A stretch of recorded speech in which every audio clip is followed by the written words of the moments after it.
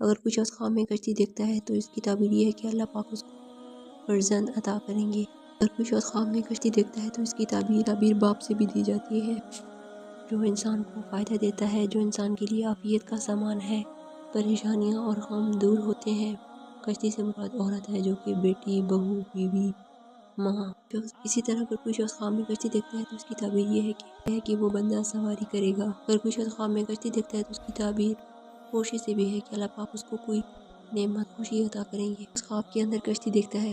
کشتی ایک ایسی چیز ہے جو ایک انسان کو ایک کنارے سے لے کر دوسرے کنارے تک لے کر جاتی ہے۔